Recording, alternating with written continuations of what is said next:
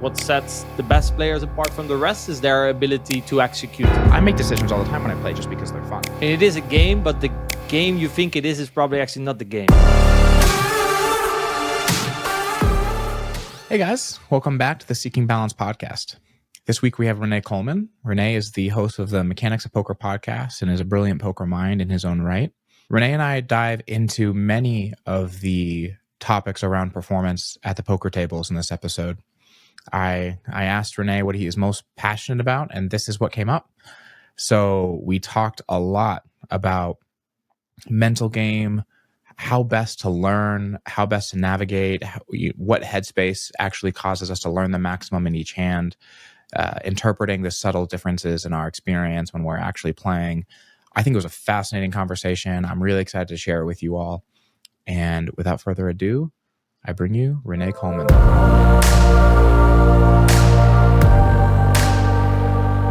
All right, Rene, thank you so much for doing this, man. No worries. Thank you for having me on. Yeah, I'm excited to talk to you. It's interesting to be on the other side of the mic for a change. I didn't know you had a podcast. You run a podcast? Yes, I do. That's funny. I didn't actually. I wasn't familiar with that at all. I'm mostly familiar just with like the like strategy and type videos that you do. And actually, it's funny. I just had Uri on, and he I first made like some kind of pass with him at the GTO Wizard Bootcamp, and that was same with you. You did the GTO Wizard Bootcamp, yeah, as well. So I think it's the last time we kind of like virtually crossed paths. True. No, I've been running a Mechanics of Poker podcast for I think 2-3 years now. Had Yuri on as well, all the way one of the first guests a couple years ago. Oh, nice.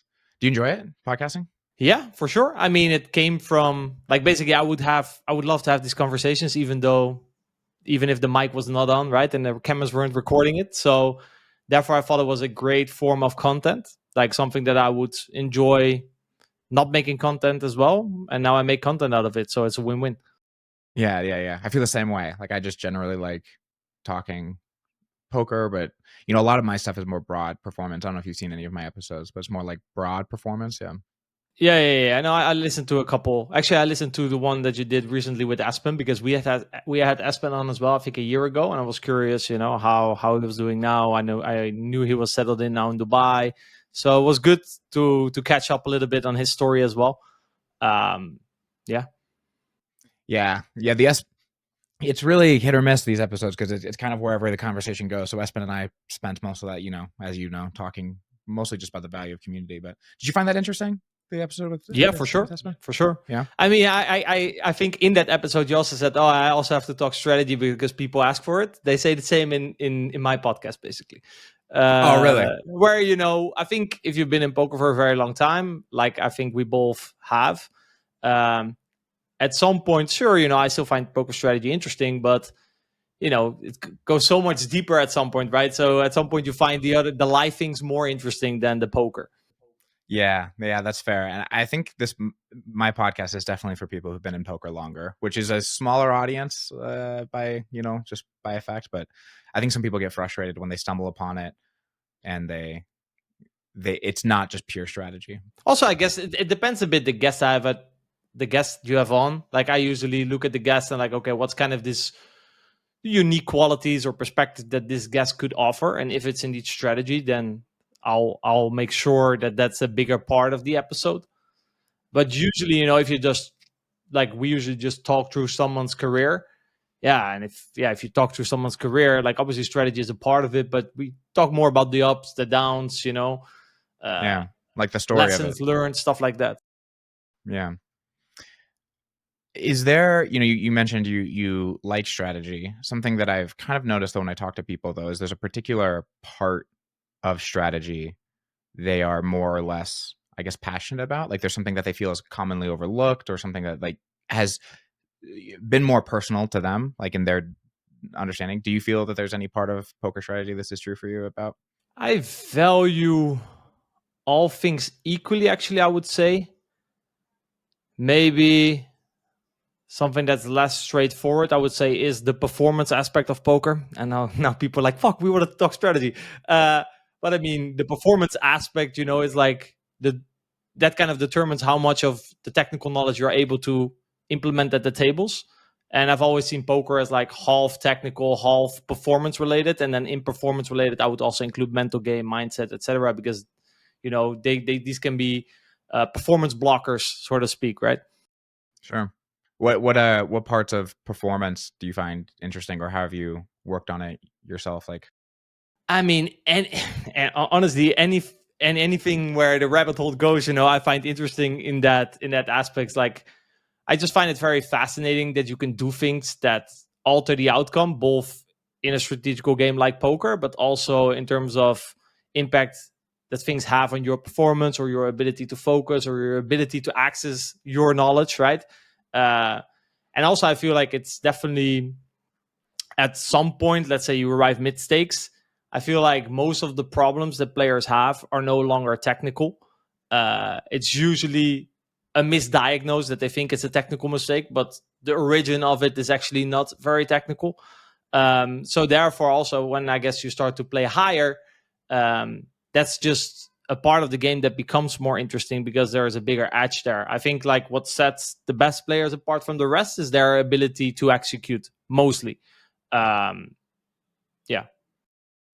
Yeah, I would obviously be inclined to agree given my space, but I think you're right. I think especially today, in today's day and age, there's so much poker knowledge out there, poker theory knowledge out there, so much that like everyone has access to it. A lot of people know the ideas. It's like, can you mix that together in your mind and come up with an action now? Like, can you actually come up with something to do that most people run into? Yeah, I love something that Owen Masur said in our podcast, the reigning world champ of the cashing game streets, right? He said the ability to isolate the most important factor in the hand, and that's nowadays a big part of how I would diagnose a mistake. The people, like you said, there's a lot of knowledge and people know a lot, or I should probably now straight away correct this. They are aware of a lot, right? Uh, knowing is when awareness survives pressure. So under pressure, they suddenly don't know a lot, right? And then their minds start to spiral, and there's all these things that they are aware of, but they fail to isolate the most important factor in the hand, which they actually have to isolate to make a good decision. So then usually they make a bad decision because they just cling on to whatever was present at the moment, usually very bias driven, and then that leads to repeated mistakes usually. Yeah, I mean, this is why so much of my coaching and my background, I don't know if you know about how much about my background, but I do a lot of like meditation retreats. So I sit about 2 long retreats a year, ranging between 10 days and a month. And a lot of what I have seen that is really useful for people is the skill of what you hinted at here, but of awareness. Like having like attention is kind of your most basic resource as a person. Like what you attend to really frames everything about how you see the situation. And even deeper than that, what you attend to, you're training your brain what matters in this moment. So anytime an experience happens and then you attend to a particular thing, you train your brain, that's the thing that matters. And the thing for most people, and this is true even at the highest level. So I think what you're saying about performance being like the skill you can get at high levels, I think we haven't even come close to how good we can get in this domain at the highest level. But when you don't attend with intention, when you don't have this skill of being able to choose what you attend to in any moment, like this thing's happening and I can attend with some intentionality, some agency, you're kind of just at the whim of good luck. Like if you happen to attend to the right thing and you happen to build habits attending to the thing that matters, then over time you will do a better and better job at knowing what matters in that moment and training your brain what matters. But even for great players in certain moments, they just have bad habits of what they attend to. And they actually don't have the skill or have developed the skill to have some intention with how they attend and to just like choose a different thing to attend to in that moment. And it's a really interesting skill. Yeah, it all starts with awareness, right? If you want to improve either technically or mentally or whatever, it all starts with awareness, right? Getting a clear picture of what's actually going on. And then, like you said, because what you said about the focus and what you pay attention to, what you pay attention to is often not rational, right? Especially when you're in the heat of the moment, emotions take over, bias take over, and the bias actually decides what you pay attention to. It's no longer a voluntarily focus point. It's just your bias is like, okay, I decide now what's important. Usually, your own safety or like safety of protection of your ego or protection of fear.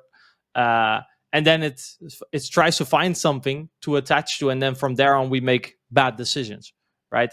So it's interesting that you mentioned that, and it all starts with awareness, right? That you become aware of your bias.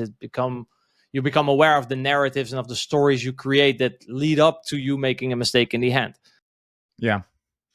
Yeah, it's interesting though, because this thing though is like, I do a little pushback about this, like the way we describe this, like to say it's not rational.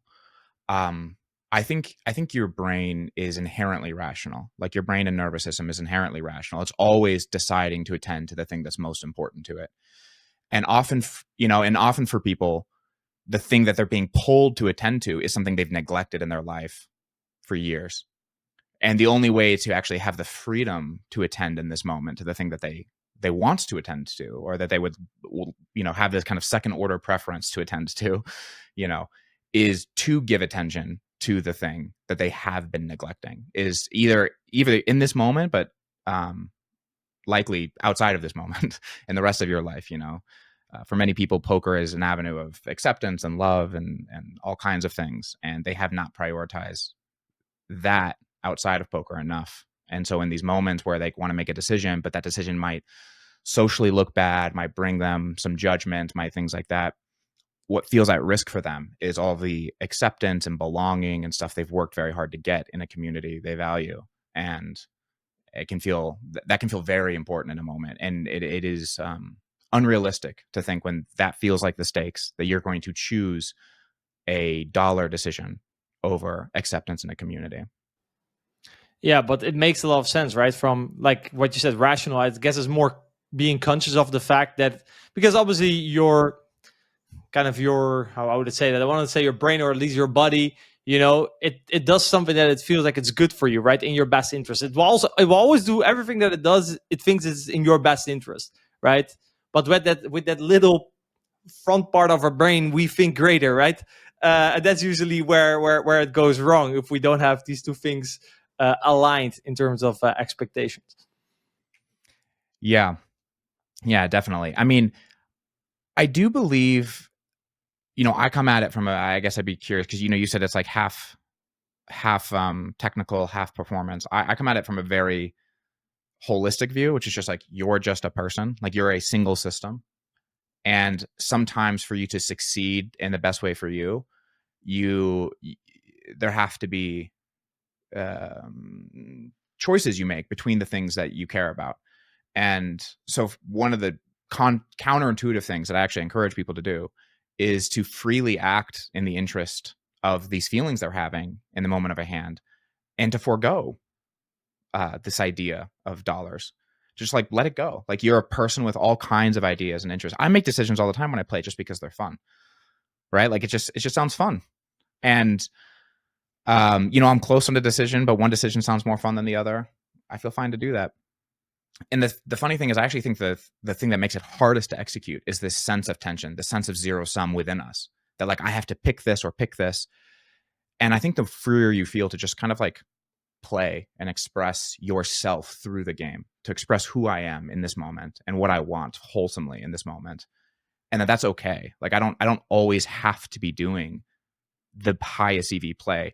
Paradoxically, the freedom to make the highest EV play comes more naturally. Like the freedom to choose that thing in any particular moment comes far more easily.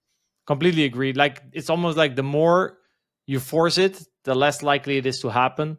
Whereas if you kind of get out of your own way, then it's actually when it happens, right? But for that, you need a level of confidence or trust, or I think the better word would be acceptance, right? Because with freedom to be creative and to express yourself also come the other side of the coin, right? That you sometimes will blunder quite badly. And therefore, I think people find more comfort and certainty in a sort of rigid strategy, right? because they deep down don't really trust themselves to be able to make good decisions from there. They need like this kind of structure. Uh, yeah, poker is an interesting game in terms of that. What you said earlier as well, like it brings, if you were hiding something, or if you had something that was unaddressed, it will, like the way it's structured, it will bring it out at some point, right? If you try to push beyond your comfort zone and try to reach higher levels, at some point it needs addressing. And you can create, and we can create and try to manage it and create all these frameworks around it, in either in strategy but also off game, right? So that it is managed. But at some point, yeah, it will just come out in some way or another. Yeah, the two things you said that I think are really worth highlighting, which one is what really people are afraid of is their ability to handle how it feels to blunder. It's not even the blunder, right? It's like, can I blunder and really experience all of the shame and frustration and doubt? And I think there's like a counterintuitive thing here, which is like, the more you can handle, let's say, doubt, the more you can feel doubt and just be willing to feel it, the less scared you are to blunder. And the less scared you are to blunder, the more likely you are to take big chances in big moments that are hugely EV. One of my favorite quotes, excuse me, one of my favorite quotes is, all men have doubt, but doubt has the weak men. And I think it's like a really good example of like, it's fine to have doubt, but it's just like, don't let doubt have you, and the second thing that I think is worth, you're talking about how it brings out all of these things. More and more, I'm working with the people who I work with. I actually work with on their like interpersonal relationships. Funny enough, because interpersonal relationships in poker are very related in the sense that they're all about your ability to interpret yourself, your self-image, what it is you want, how you want to behave and act, and then your willingness to actually vulnerably put that out in the world. And every action in poker is this kind of statement about what you think is good, how you want to act, what if this moves you towards your things, your goals. And it is a relational statement because, again, once you're in the poker community, a lot of people play far freer when they're just getting into poker because they don't have this like community, this sense of like these relationships that they like kind of rely on with like other players and coaches and things like that. And similarly within our relationships, that's why relationships also will bring out all the things in you eventually. Like the closer people get to you, the more parts of you that are going to like the friction is going to become more clear, because it's the same thing. Are you willing to have an experience and express it, be open about it, and put it out in the world and trust that someone will take care of it or care about you? And I think the same thing is true in poker. Like it brings out all these things the deeper you get, because it's anytime you're making a decision, it's like a deeply personal thing. Like, I feel that I want to do this and I'm putting it out there. And anytime an action comes out into the world, it exposes me to criticism or frustration or rejection. And you can't get around the fact that this is how your brain interprets your behavior. And a lot of people try to get around it, but this is what behavior means to your brain and your nervous system. And I think a lot of people try to pretend it's just a game, but everyone who's been in poker long enough realizes that that's not the case. I mean, it is a game, but the game you think it is probably actually not the game.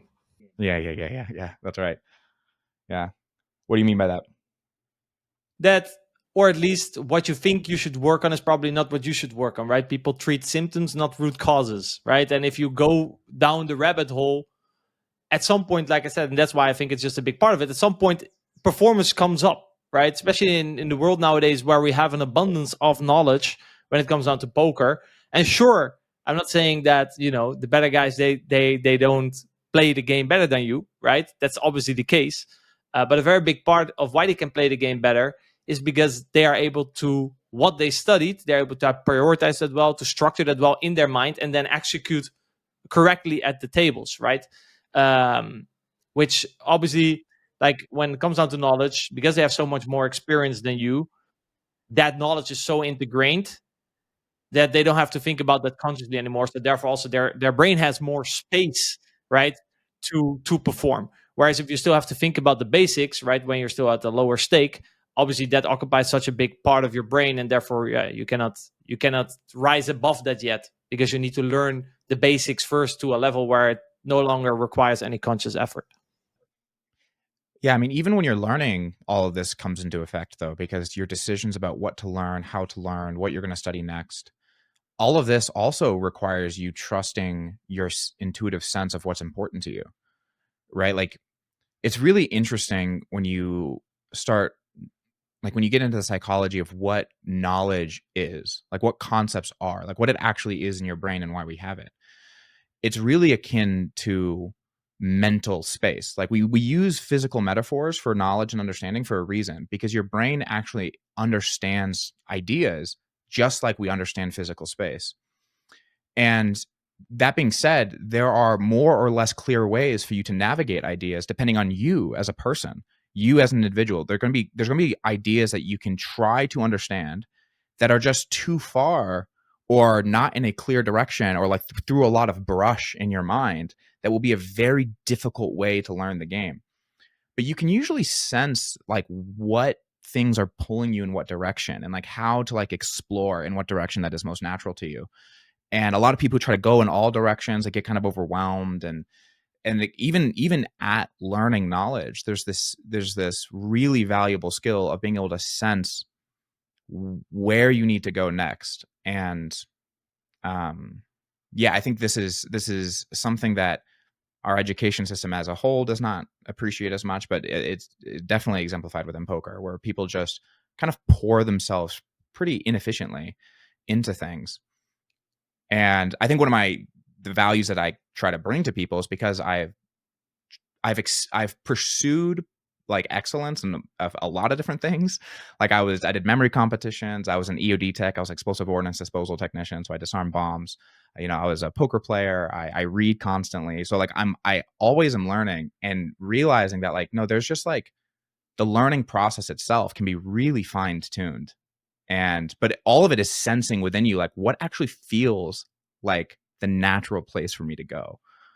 But that's very difficult. What part of, how do you, because obviously, like you said, you do 3 months a year meditation camps. Obviously, you're very in touch with yourself and with your sense, and you can kind of spot what's noise and what's like a correct signal to follow, right? I feel like if you give this advice to an average guy, Yeah. he, first of all, he would probably have never looked in. So, he's familiar with, if he gets cut off in traffic, that he gets angry. And, if he sees a hot girl, he gets horny. And that's basically the two ranges of emotions that he experienced, right? But what you're saying is to use kind of your emotions and your feel as like a compass to guide you through, right? With passion. And I definitely think there's room for that. And if you're very skilled in that, it can definitely help you. But I would say the majority would probably be way too bias driven in feeding in, and they need some more direction and some things that make rational sense. Obviously within that, there also needs to be room for passion to remain viewed, so it doesn't feel like you're at a new 9 to 5 job where you're checking off things that you have to do, right? So you have to find the balance there. What do you think about that? I think that I get what you're saying, but I think many of what this is created by is by people just not doing a simple thing, which is just checking in with what they feel and giving themselves space to feel it. Like, I think if you do that, no, I think most people will come away with pretty clear senses of what they want to do next. And even, you're saying you'll be driven by bias. This is how we cognize a particular thing. So let's say, for example, I just really want to study single raise pots in position from the button. And that's just but at a certain point, let's say I want to keep studying it because this is what I'm good at. And I'm afraid of other spots, right? Like I'm just afraid of studying other spots. I'm afraid of studying out of position. I don't want to study 3-bet pots. Like, right. This is kind of what we would mean by bias or something, right? It's just like, there's this pull, there's this attraction. Yeah. It's always nicer to work on things that you're already good at, right? It's just, the ego likes it. But the truth is this only gets misinterpreted as valuable because we're not checking in with ourselves. When you check in with yourself, you will feel that I'm attracted to this because it makes me feel good. And more importantly, when you check in with yourself, you will feel how shitty it feels to be out of position and not know what to do. So then that becomes like the new priority out of a sense of feeling. It's up to you. Do you want to keep feeling shitty when you play out of position? And that's the thing is like the more that so much of what I do with people is to teach them, like, way more than you think you do about what you want to do, about where you want to go. It's actually all the thinking that's convincing you that you don't know. And the more people think and try to plan and strategize, the more that they doubt themselves, the more they're like, I keep studying this fucking spot and I don't know why I'm doing it. And like that I agree with completely. Like one thing that I always try to correct with students, and this I think is one of the biggest killers, with poker players, is that their train of thought is always, what do I have to do here? And in have to, the word have says that there is some sort of correct way. I always focus on, okay, replace have with can, and then let's see what happens, right? Because have to, you're trying to memorize usually what the solver wanted to do, right? So you're not accessing any of your own knowledge. Whereas if you ask yourself, can I? You're like, can I? Well, let me think about that. And then your brain actually gets turned on, right? It's like, oh, can I? Well, let's try to figure out, can I call here? Can I bluff here? Can I do this? And that opens up the realm of possibilities. And I think if I could even improve that or attempt to improve that one, it would be not can, but what do I want to do? But want, yeah, I get what you mean. But with want, I feel like there's a little bit more, like with want, it's a bit too unreliable, or at least that's how I interpreted it. Yeah. And also from my own experience, for example, I have to keep myself in check to some degree. If I just do whatever I want to, sure, I'll have more fun. And like with what we talked about earlier, in a way, what is most fun is not necessarily high SFE, but therefore it can become high SFE. But I do have to keep myself in check to some degree. So I guess that's more of a projection of how it would possibly backfire for me.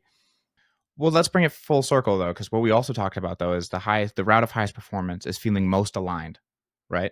So we want to become most aligned. So our goal is actually to make really deep contact with what we want and align it with what we think is best. And the only way to do that is to start with really understanding what we want. And that doesn't mean we do it. But as a starting point in each moment to say, what do I want?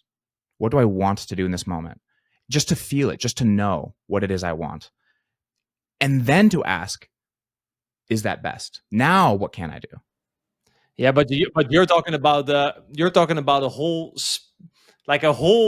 space between the fucking trigger in the hand and you making a decision, and you sit back and you see things clearly, and you have all this rational power to process it. Whereas an average guy listening, so I agree with you say in an optimal world that's true. For example, obviously you're very skilled in this area, right? So I can understand for you this is the best way, but for an average person, I think he still needs to develop a lot of the skills, right? He still needs to, like I said, he needs to start at the basics of knowing that there's more emotions than anger and being horny. I just think everything you're saying, I agree with you, but I think where it's developed is this process. Like where it's developed is saying, what do I want? And then let's say you just do it. Again, like I really trust the process. Let's say you just do it. Okay, how'd that make you feel? Did it feel good after? Was your want and your willingness to just act on it right? Yeah, and then recalibrate, right? Yeah, but that's the thing. The nervous system naturally recalibrates. You don't have to do anything. It just naturally learns. When you make contact with your nervous system, and then there's a really interesting thing about how you develop senses. So like when a baby's developing to see, if you just had any human with just one sense, they would never be able to interpret data. If you gave them sight, they would never see anything. Because the way the brain trims the synapses to be able to make sense of things is by acting and getting feedback, right? So the baby reaches out to try to feel something, to try to interact with the world and see, do I hit a wall, right? Same thing is true for our nervous system. What we need to do is we need to sense, what do I want? And then we need to act, either ignoring it or acting on it. It doesn't matter. But when you act, you get feedback and your nervous system naturally recalibrates. And over time, this alignment naturally arises and you constantly have this free-flowing expression of your own feelings and desires and the actions you want to take. You're never at war with yourself. And so it's just, now you will blunder, you will make horrible mistakes. But again, it's about breaking out of this idea that any particular decision is what matters. It's not what matters. The process is what matters. When you think about EV, it's baked within the idea of EV. It's winning over time. You can blunder this hand. What matters is, did you learn the maximum from it? When you blundered, did your nervous system and brain and body learn the most you possibly could from it? And in my opinion, the only way to guarantee you're learning the maximum is to constantly making direct contact with what do I want? Because there lies the feelings, right? Yeah. And you're in there lies the feelings and your nervous system sense of the situation. Because once you say what do I want, you actually you get the ability to interpret, okay, why does my nervous system want this? Why does it want this? What does it actually view the situation as? It might view it as, I want this because, I just don't want to call and be wrong. And I can feel that. I can feel that I don't want to call and be wrong. I want to bluff. It was a really interesting thing I learned was when my instinct to bluff, I was interpreting bluffing as my hand is not good, right? So it's a subtle difference. Like I knew my hand, I had this instinct that my hand was not good at showdown. But the reason I wanted to bluff was not actually because I thought I could get a fold. There's a very subtle different instinct of my opponent's going to fold and my hand's not going to win. And I was always interpreting my hand's not going to win as my opponent might fold. And learning to feel this subtle difference is how I learned to like better in tune with, should I bluff here? But sometimes it was like, no, I just know I'm not going to win, but I also know my opponent's not going to fold, and I just don't want to show down a loser. I want to take action. I'm a very proactive person. I want to do something to try to win this hand. I don't want to just acquiesce to the situation where I lose. And but all of that comes from, again, making direct contact with what I want and why do I want it? Like, why do I actually feel that way? And without that information, you're kind of like, you're never really improving these things, and you're always going to be battling the same feelings like your whole poker career. Do you feel like modern poker knowledge kind of gets in the way of this process? For example, the most extreme example would be if you look at bigger stables, especially towards lower stakes, they fill you with MDA sheets and they don't allow you to feel anything or go or experience anything or try anything or even think about anything. Yeah, I 100% agree with that. Yeah, I do. So instead of solving the problem, they kind of they mask the problem by putting this framework on top of that stops any form of issue coming up, so to speak. Obviously, that stagnates, right? That's until a certain degree. It works until a certain limit, and then, it kind of fails. Well, yeah, and you're also training people to constantly ignore their intuitions because it's just, exactly. No, just follow our rules, right? Just follow. Well, and an interesting question about this that can be easily to make a metaphor is: do you think navigation apps have made us better or worse at understanding the cities we live in? No, I mean it's like the quote, right? If you don't use it, you lose it. So yeah, if you start to rely on apps for navigation, you stop. Yeah, you the part of your brain that was good at navigation, you stop using it, so you lose it. Yeah, and to further this metaphor, what is part of what helps us learn our cities is trying to get from one place to another and getting it wrong. But we don't want that. We don't have time for that nowadays, right? We want to get the high stakes fast. So I don't want to make these mistakes, right? But also, I would then say, okay, what would you say then stops people's ability to learn from their mistakes? Because this is a crucial part of what you're saying, right? I completely agree with, you should be free, experiment. But a lot of people, they do that. They make a mistake and they make the mistake not once, not twice. No, they keep on making the mistake, right? They don't learn from their mistakes. So I think throughout this conversation, I agree with everything that you say. But I feel like if I would picture a player that's now listening to this, he first needs to get a lot of one-on-one lessons in other things before this is applicable to him, right? Which is why I said if the majority of stables want to teach the majority, they just give them sheets and don't touch this subject whatsoever because it's complicated as hell. Yeah, I mean, I think there's only one skill people need to learn though, and it's literally just to make contact with how they feel. Like it's just to feel how you feel. Like if you're willing to do that and just like be honest about what you find, that's like, I actually, mistakes feel shitty. And then it's just, in what way does it feel shitty? Did you take it? Because the truth is, some things that get in the way of us learning from our mistakes is our attempts to like never make that mistake again. Right. So like sometimes we take chances. I don't know, you probably had students. I mean, you've worked with lots of people. So like students who like took a risk that was like a great risk to take, but it just happened to work out wrong. But the process that led to it was great. Tons of people try to just like never do that again. They're just trying to never feel that way again. Right. They're just trying to never feel. And so that's the thing. It's really hard to even know what is a mistake to learn from and what is not a mistake to learn from. Right. We have even more fundamental questions that are more difficult, which is why the person who has all the information in hand is the person who's playing. The person who's playing, they have all of the actual information of like, was this something I don't want to reproduce, or was this something I want to reproduce? And for so often when I ask people like, well, what were you feeling when you made this decision? They were just like, I don't know. But this all, like I said, this, because this, they say I don't know, because this happens subconscious, right? They burn themselves at the oven, and then okay, that's too rational. But let's say in a hand, they felt ashamed because they did something, and it's not like they rationally don't want to do it again, but unconsciously they're like, hey, let's not try that again, right? And that's kind of how people come up with tendencies that become hard to break, because it all happens under the surface level, which circles back to the original thing that we thought was most important, is the awareness. That's where it all starts. Yeah. Well, and Jung had this quote that says, if we fail to make the unconscious conscious, it will rule our lives and we will call it fate. Exactly. And so much of the work that I do with people, though, is just this. It's just like ushering into awareness these things that we hide because we're ashamed of them. And that's why one of the most valuable things I think in a coach is someone who, there's this psychotherapist, his name is Carl Rogers, and he used to talk about the value of unconditional positive regard in helping people. And I really believe this true is in a poker coach as well. That one of the most important things is that coaches have this kind of unconditional positive regard towards their students. Because when you're met with a coach who's willing to just view you well, always, you become willing to expose parts of yourself you've been hiding from yourself. You become willing to say like, you know what? I actually was just scared. And up until this moment, I have felt that I'm not allowed to be scared.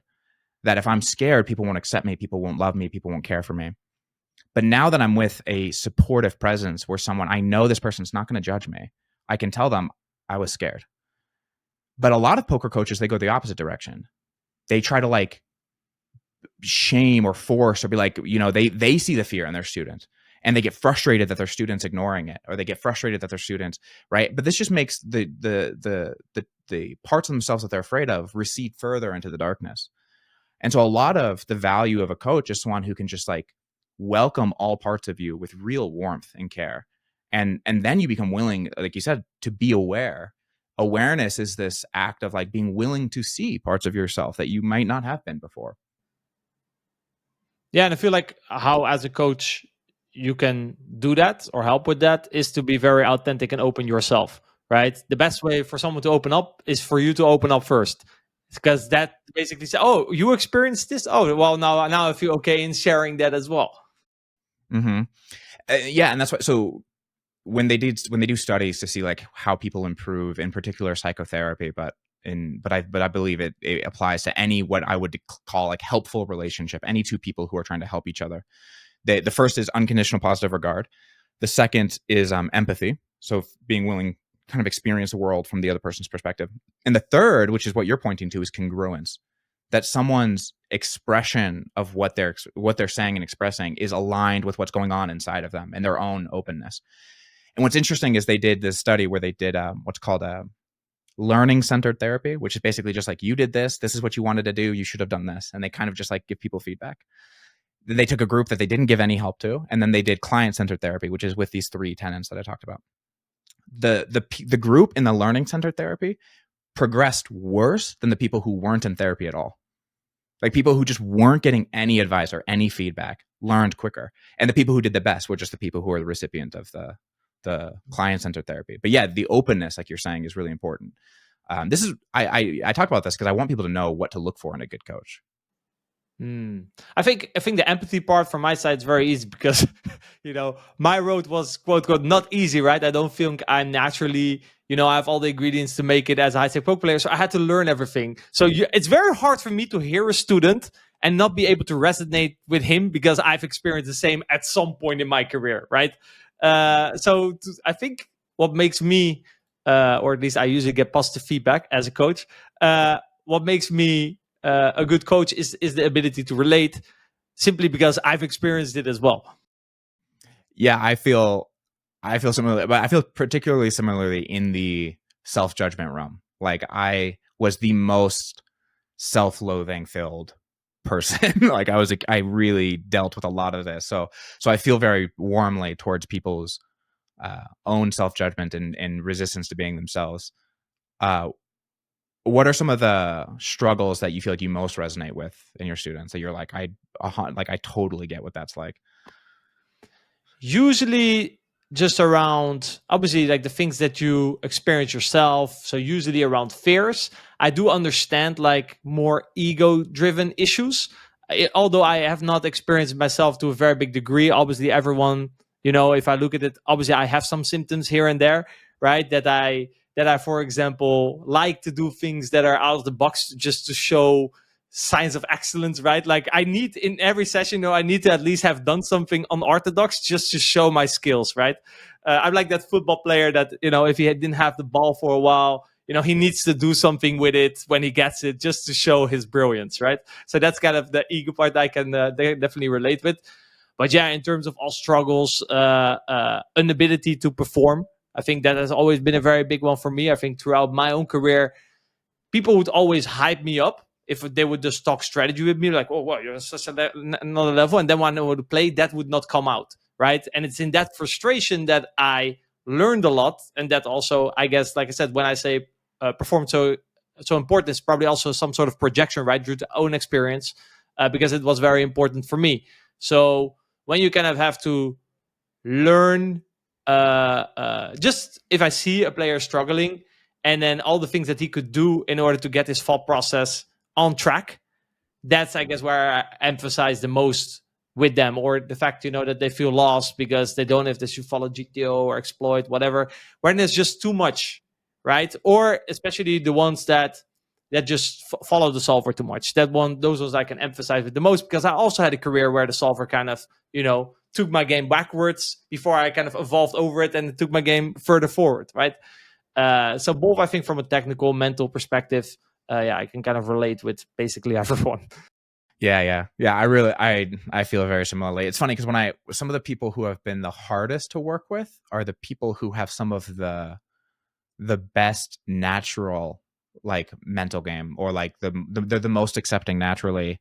It can be hard for them to be aware of like the subtle things that are happening, whereas people who struggle deeply can usually learn the inherent value of it and like learn like, and then therefore like almost leapfrog past people who are kind of just like naturally happy to do whatever and very content. And I don't know, it's like it's interesting how we always seem to like teach and like learn best like what are our biggest struggles, whereas like some of the people whereas some of the people who like really struggled with like understanding solver knowledge now might really emphasize the importance of stuff. But like, at least for me, and I think it was actually somewhat easy for me to get into solvers and like start understanding it. It was really difficult for me to execute on it and not feel overwhelmed by all of the information that I was taking in. Yeah, no, I completely agree. Yeah. So do you still play yourself much, or are you mostly doing the business side of things? And Not much. I think for the last year or so, there was only 1 month that I played this year, which was during the Cash Game World Championship, like the mid stakes version. That event came around, and I thought it was a good opportunity to kind of see actually if I would enjoy focusing on playing poker again, which I definitely did enjoy. Like my wife said, "Wow, I haven't seen you this happy and motivated walking around the house in a very long time." So in there's definitely also, I took some lessons from there that actually I want to play more poker and become, I miss being a poker player and a performer and everything that comes around this. I like the sense of necessity that gives you to show up, right? To be the best version of yourself, which is something that people usually don't like. But actually, I like that about it. I like the fact that you then have to be more disciplined with things, and it's just a little bit of necessity that gives you, and like the competitiveness, and just I would also say just how clear it is what your job description is. Like right now I do a lot of things, and then it's very easy to procrastinate, and because there's so many things, but it's maybe not things that you necessarily are excited about or know how to do. Whereas in poker, I know what to do. I know what to do before the session, after the session, during the session. It's very clear to me, right? And I missed it a lot. That was kind of the conclusion that I came from it. So going forward, I definitely want to focus more on playing poker myself. But before that, I was mainly focused on growing the channel, coaching. I also recently became a father, so I've been enjoying that as well. So yeah, I think over the last few years, failing to prioritize what's clearly important to me, and because I feel that do a lot of things a little bit, which led to not being the most fulfilled or satisfied, right? Because I like to do, like, you get satisfied when you do things at a whole nother level, right? And now I do a lot of things okay, which doesn't really satisfy me. So then you would say, okay, just choose, but just choose is hard, because saying yes to one thing is saying no to the other thing. Also, I guess there are some. If I think about, there's probably also like some beliefs that I have around being a high performer in poker that I feel like that requires something that forces me to say no to a lot of things. So maybe there's some flaw in there as well. I find it in general, I would say, hard to combine. Like when I do get into poker and I saw it in that month, it just consumes me completely, and I enjoy it. But there's no room for other things. I will ignore everyone's messages, even though it's very easy. I will literally do nothing else. Have you considered trying to be the best at doing many different things? The best at doing many different things?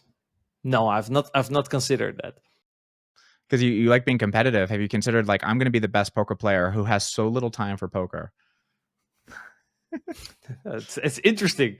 But you know what then frustrates me? And that then drives me to basically isolate myself just in poker. Because then I'm like, oh, fuck, I know I can do better, right? If I would reserve more time for this.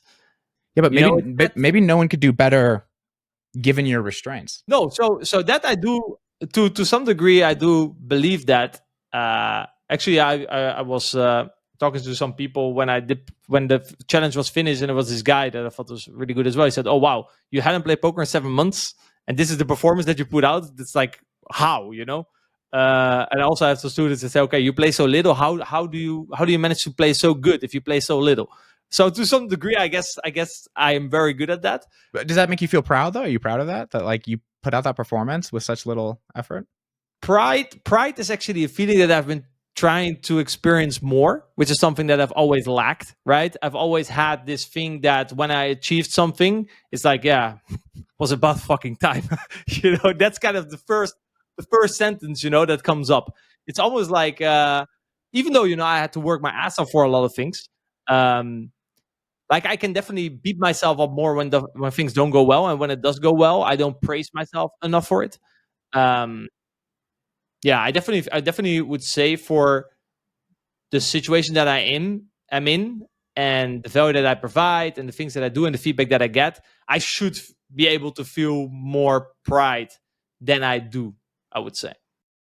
Yeah, because I get the sense these things are related, that the hard work and this, like, earning what was good enough, like earning that this was good enough, I worked hard enough to feel pride, is related to, like, not feeling pride over, like, not have, even though arguably more impressive, right? To not have worked as much and to put out a bigger performance, arguably far more impressive, but maybe feels less deserving of pride. No, but even if I worked my ass off for something, it's still that's still like the dominant feeling usually at the end, which is weird. I get like a lot of messages. People listen to the podcast. Oh, this changed a lot for me, or like to my coaching, I get a lot of positive feedback. But it's almost like I kind of brush it off. But there is a part of fear of like not being good enough, that I do try to put my best. And it's just that if that part at least is satisfied, right? So I'm at least not good enough, then that's kind of the baseline, right? I seem to never be able to go up from that, which would be pride, right? Like there's a fear of not being good enough. I am good enough, and now I'm very proud of what I've achieved or what I am, right? So that's kind of the things that I now try to experience more. So often also when I get a message like that, actually nowadays, I try to tap into that, right? Because, in the end, emotions, you can try to train. What comes up, I'm curious, you can try to train, but I'm also curious what comes up, like if you were just to pay attention into Relief. Your chest right now. Like I said, if you said to yourself, like, I'm really proud that I performed so well with so little time, what feeling comes up in you? Like, imagine saying that to yourself. Like, say it like you believe it. Imagine what you could have done if you put it in more time. So already inadequacy, kind of like a Yes, feeling of yes. I could have done better. Yes. Like- And basically, this is why I can emphasize so well, right, with people, because this type of shit happens to me all the time, right? And then whatever they experience, it might not even be something that I experience, but I can relate to it in some sort of way, right? Because I understand that, you know, we're complex human beings. So I'm not surprised by anything what someone would say to me. I'm like, oh, I can see that. Yeah, sure. If you follow this, you know, if you have this, and I can see that coming out in this way, right? Are you I'm curious to try something with you, but I know we're on a public podcast, but I think it could be useful to people. Would you be willing to try like a kind of a technique around this though? Sure, no problem. That sense that comes up when you say like I'm pride and it's like I could have done better. How does that physically feel in your body? Like I said, the first thing that I would feel when I get, for example, a compliment is relief, right? The fear of not being good enough is satisfied. That's like the first physical sensation that I can cling on to. Yeah. Right. So that basically it brings some things like that bring me back to a healthy baseline. Right. And I guess over time, if I don't get either validation externally or due to results or due to feedback, whatever, I guess my mode is just slowly in decline. Right. And then it brings me back to baseline. But above that, all of these things though, like baseline, decline, these are all ways we cognize our experience. This is something that you've learned. This is not a fact. To feel a certain way is not better than to feel another way, right? These are just like ways we cognize the relationship. And so what's interesting to me is this feeling that comes up of like I could have done better, or like this. All our relationships seems to indicate that feeling is not good. That the feeling of like of I'm below feeling relief, or I'm below feeling. I guess what I'm trying to get to is like, what is the feeling behind the phrase? That feeling, just what is that? If you were to use physical descriptive words like tight, loose, hot, heavy, things like that. If I imagine yourself saying, I'm really proud of how hard of how well I did at this. And that feeling of like, imagine how good you could have done if you had worked harder, that feeling you said. When I say, how does that feel physically? I mean, literally physically. Does it feel tight? Does it feel heavy? Does it feel in the middle of your chest? I would say it feels, I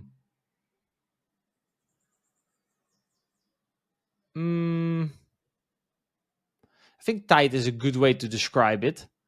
And to some degree, no, I think that's a good way to describe it. Yeah. So this feeling, I want us to like try it. If you were to imagine that the whole sense, and with that feeling in mind, that whole sense of like, imagine how good we could have done if we'd worked harder. What's a word that describes the whole sense of that? What is a word to describe? I find it hard to pick a word. Or a picture. I feel like what comes up to me is avoidance as a word. That's kind of the first thing that kind of comes up. Hard to rationalize, but when you feel that tightness though, and I say avoidance, I just say that word. Does it resonate? Does it like, yeah, that's what this feels like, is like avoidance? Does it then trigger the tightness, you mean? Or does it resonate? Usually something in you when you say the right word, it'll be like, yeah, that's not really. Not. How about inadequacy? I mean, but I think it's also hard to now tap into that as we're having quite a rational conversation to then suddenly go inwards, right? I find it always hard then to tap into that. We don't have to do this too long, but I'm just curious because I think this is a kind of useful exercise for people to see. Say this out loud. Say, I'm proud of myself. I'm proud of myself. How did that feel? That feels uncomfortable. There. So that uncomfortability. So, right, we can just bring it up by just saying, I'm proud of myself. We can bring up that feeling immediately. Yeah. I bring this up because there's something in this feeling that needs to be felt and understood in order to feel pride. Yeah. Like, but I can tell you sort of what it is from a like I said, again, from a rational level. Yeah. So what I'm trying to suspend is what's interesting is where people hit roadblocks is when they know what it is. Yes. This is actually also why I always struggled in therapy, because they I could explain. I can sit down and I can explain therapists exactly what's going on, you know. But it's that rational that blocks it from experiencing it from an emotional perspective, right? It's funny because I did a coaching session. I think it was the beginning of the year, where it was more like around embodiment and around feeling and stuff like that, right? And then actually similar topics came up that I talked about with a therapist, and then suddenly I started to cry. I was like, oh, but that's because we're now in an embodied state, right? Everything is constantly around being in your body. Whereas during the therapy, I was sitting there just like I was in a poker session, right? I was thinking strategically, not emotionally, right? So in the right environment, when you are able to be embodied, and that's also why I said for me it's a bit hard to have sort of a rational conversation and then suddenly be very embodied, right? For me, it needed like a sort of lead up to that, in order to really experience it, you know. The reason why the questions I ask are the questions I ask is because they produce the effect that matters, which is you start saying something like, what is a word? And we don't have an answer. The value, the real secret of like learning to understand ourselves is being able to rest in, I don't know. Yeah. I don't know what this is. And being okay with right? that, right? And being okay. Well, and then being curious about it. What's interesting about these feelings, so that discomfort, we won't have to walk through this much, but what's interesting about this discomfort is what we could almost certainly find if we had the time for it, is a word that resonates with it, not with you, with it, right? A feeling that resonates with it, and a momentum and a direction it wants to move in. We could explore and say, yeah, but what does this feeling want? Not what do you want? But when you say I'm proud, and this feeling comes up, and like giving that feeling enough space, then we can return back to that feeling time and time again and start saying, what do you need? Not what do I call you? What do I think? But what do you need? And what that requires, though, is patience and space, and just being like, I'm just going to wait and see what comes up. And that's really uncomfortable. And that's where we rationalize. That's where we start giving explanations and saying what things are. Is because just sitting there, especially with someone else, and especially when we're recording a podcast, but just sitting there not saying anything is quite uncomfortable. Yeah, no, and this is also, for example, when you said that normally I would then take minutes, right? But people are not really here to look at me minutes, trying to get into my body to tap into the right sensation. Luckily for me, I have always been very, like you said, I think you touched on one of the most important words there, right? If you want to progress in anything, which is curiosity.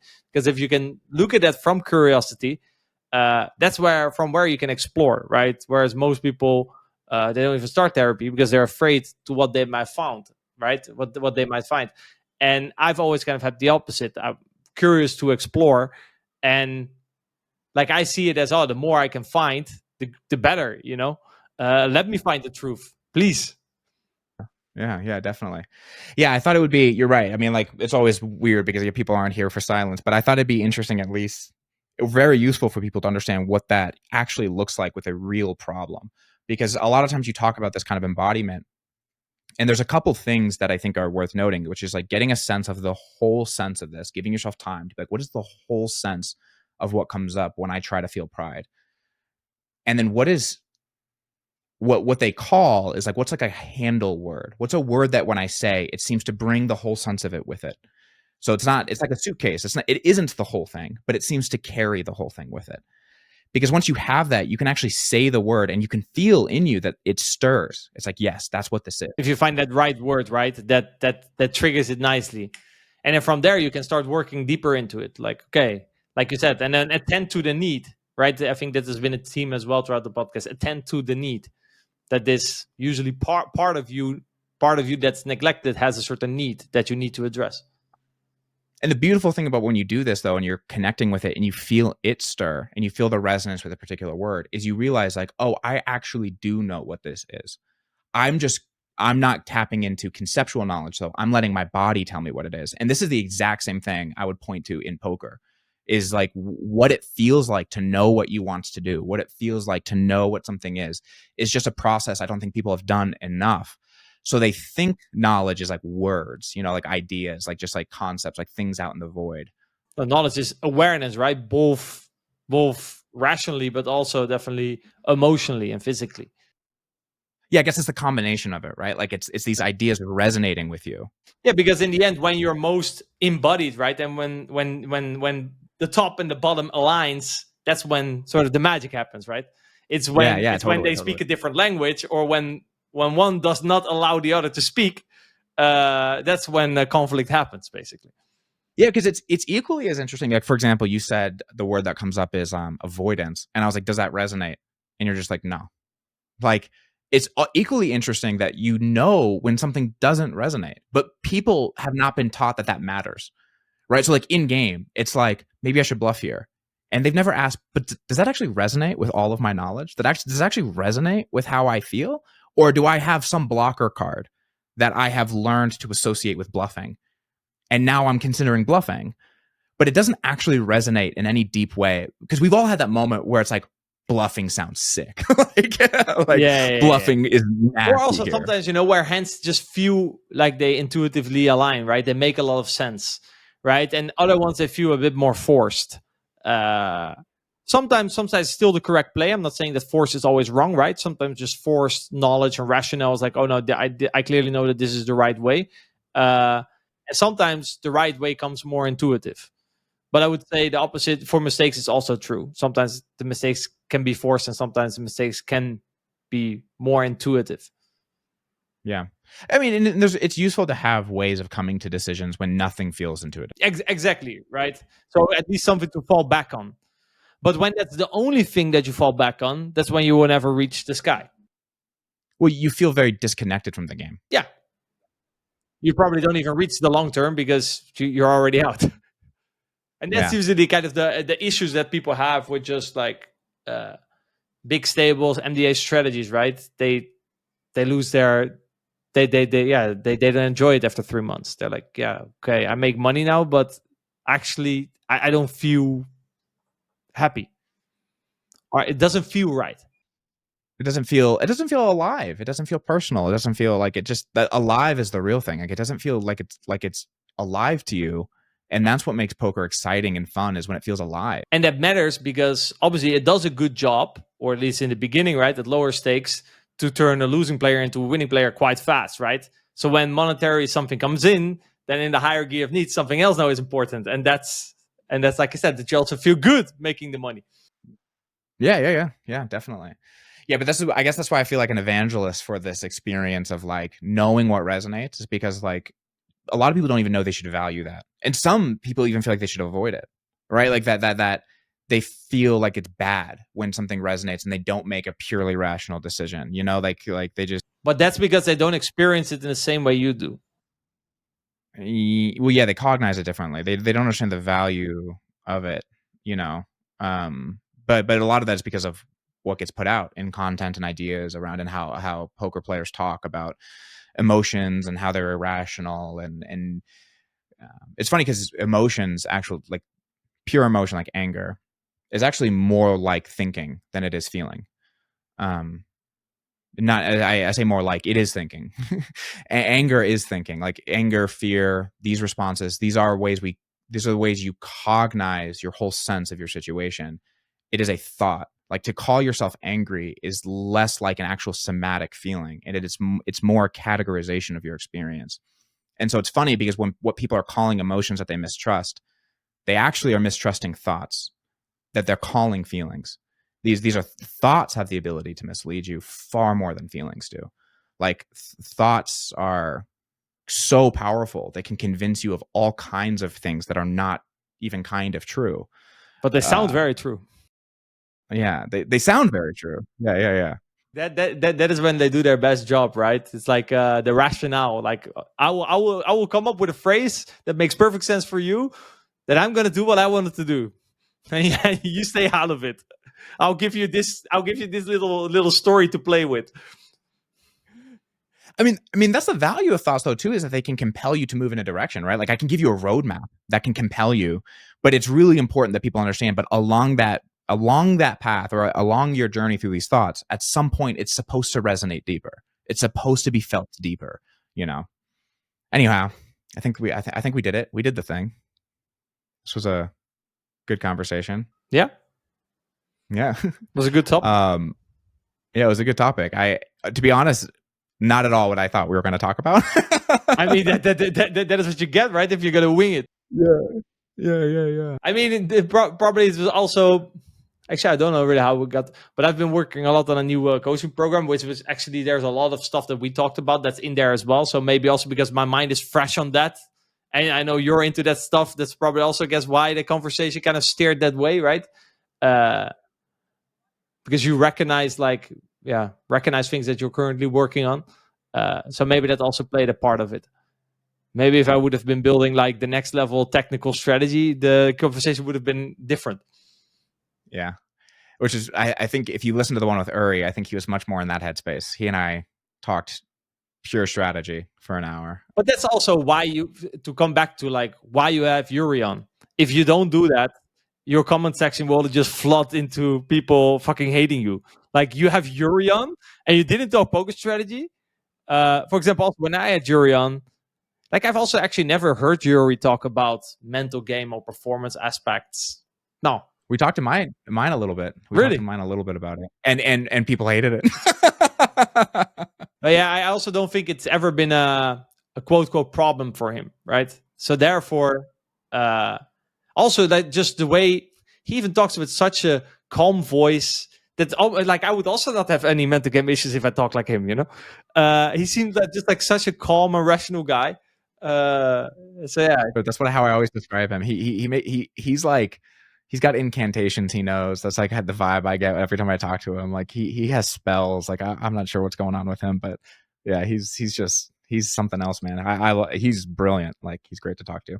No, his ability to explain poker in a way that makes sense, right? His ability to explain is very good. Yeah. But I guess maybe his ability then to resonate with the complete spectrum of problems that players can show up with, maybe it's not. I'm not sure. Yeah, it was interesting because at the end of our conversation, we got into some of the more mental game stuff. Actually, it actually did feel that like, yeah, he was one of the people I was talking about before. Like you clearly have not dealt with this as much as some other people have, or you know, I don't want to assume that. I haven't specifically talked to him about it, but it seemed. I think he's one who's very naturally aligned. So when he speaks rationally, seemingly, he's naturally speaking from a felt sense of what he feels is true, you know. And so people like that, although they also often make the mistake of thinking that their rationale can treat all issues someone's dealing with. Like they have this like lack of recognition of the lack of alignment and like how speaking ideas actually is moving someone further from themselves, not closer. Also, I think his coaching and stuff, he only works with like guys who already play like 1K plus or something. So that then like there is some natural selection there where the guys who are stuck due to mental game issues, they're usually stuck at like 200, 500. It's a bit rarer that you reach 1K plus with a lot of issues, or you're technically that gifted that, you know, or like I said, you have a system that kind of hides all of that, but at some point it will come out. Yeah, I mean, both of those are kind of the same thing in my mind. Some people develop systems for themselves that kind of hide a lot of their things. Oh man, I became a mental game management machine throughout my career. Anything that I could come up with to hide, avoid, manage, you know. It's funny where like I said, it was the solution to it was so fucking easy. Just accept and surrender. Like it's so easy. Yeah. It's simple. But no, I don't know if it's easy. It's simple. We fight. We manage. Yeah, Jesus fucking Christ, it cost me so much energy. I have this image of you like plugging a leak that's like, and then like water's coming in from another side. That's literally the analogy that I always use about like poker, because that's literally how it always felt for me. It was funny because like in that coaching program that I mentioned you about, they asked like what was taken away from you, right? And like my fear of not being good enough stems from like childhood trauma. And then basically that was kind of what came out for me. Like, oh, what was taken away from me is to enjoy poker freely, right? To play freely. Because that's basically what, if you have a big fear of not being good enough, that's indeed like when you start to manage, and you manage all this fear, and then I no longer enjoy it, you know? If mental game issues become too much to manage, you lose enjoyment of the game. Yeah. If that makes sense. Definitely. Yeah, definitely. But like I said, yeah, the answer is so quote, quote, simple. accepting and surrender, right? Stop hiding from the emotions, and use it more, like you said, as a compass to as a compass that points you to the way forward. Yeah. I mean, it's a tragic thing because, like, the truth is, like, all your feelings and stuff, they're just like part of who you are. And like, all of our resistance to it is really our resistance to who we feel we're allowed to be. And like, that's, or who we feel like we have to be, again, to get love and acceptance and all those things. And that's why it's always like a really like tragic thing to see someone who's like not willing to face their fear. I guess if there are any coaches listening to this, to understand that like what you're dealing with is like a very hurt person who's like afraid of fear, like afraid of what will happen if they express their fear. Or for some people, I've dealt with this a lot with it, just like aggression. Like, are you willing to tell people like, hey, I want to fucking talk to you, like, get out of my face? And like a lot of people feel like, no, that's not acceptable. And then they similarly struggle with aggression, being an aggressive person at the poker table. Like, it's like, no, you want to be, I feel like I have to be calm and zen, and I can't be like, I want to take. It's going to come out somewhere, whether that's a controlled environment that you chose consciously, or it's going to happen unconsciously, and at moments that you probably least want it to happen. Yeah. But it needs an outlet, right? But like also like I said, around like anger and stuff like that, and fear, like it's just it's not generally accepted on, right? Also, actually, in this coaching program that I did, they were also talking about, you need moments and places where you let out your fear. Go scream for 5 minutes. And I was like, oh, what? This is acceptable, or this is of course, just let it go. And it's like, if you do, it's like, oh wow, this feels amazing. Why didn't I just let things out before? Yeah, I think we also all need relationships though, where like we don't have to. Like, obviously, we need to treat other people well, but we don't have to lie about how we are and who we're feeling. Like, I think the most valuable relationships are ones where, like, again, the closer you get to people, the more likely it is that you have moments where, like, you hate them. Like I hate you. And to have relationships where, like, you can hate me and I'm not going anywhere. And I think that is something that we in society really struggle with, to have relationships where like every part of you is welcome. Like every part of you is part of this relationship. Like you don't have to like me in every moment. You don't even have to be nice to me in every moment. Like you don't have to be, and I'm willing to be here with that. I also am just going to be me in that moment. And I think like that sense of relationship of like, I can be myself. One of the expressions I use when I'm working with people is like, we just want to work towards being more transparent containers of ourselves, like more transparent containers where it's just like who you are is just, it's not hidden. It's not, you don't have to hide it. But the sad thing is, and therapy plays its part in this. We build these rules about what's healthy, who you should be, how you should act, like what you should feel, especially in individualized cultures. And so we all feel that like this pressure to be who we should be in order to be able to be good enough for a relationship, for being loved. And one of the most valuable things I love about my coaching is that it's feelings come up and a lot of them become projected towards me, where people are like, I am angry at you for making me feel this way. And being able to be a space where someone can feel that, and I can let them know like, that doesn't, like, I'm not going anywhere. Like, you can be furious at me. I'm not going to like end this call or stop talking to you. Or important in a relationship, right? The ability to hold space for the other. Yeah, very, very important. And I think it's very important to have experienced that as a person. Holding the space is really important. Actually, I think that's something people prioritize a lot, holding space for others. A lot of people feel that pressure to be that person. A lot of people feel guilty, someone holding space for them. And that's the more important piece, is do you feel willing to just really be yourself? But that's also, like you said, because of the kind of mislabeling that this is quote, quote, not done. This is not how you're supposed to feel. This is not socially acceptable. Yeah. Right? Because we believe in this romantic story. Like you said, then in a relationship, it's quite normal that you sometimes want to kill each other. Obviously you shouldn't physically, let me point that out. Yeah. But it's fine to have space for that. Or at least in words and outing. And it can all become kind of play, right? Like we can be in a moment where it's like, I hate you right now. And the other person's like, I hate you. And we're just like, well, okay, what do we do now?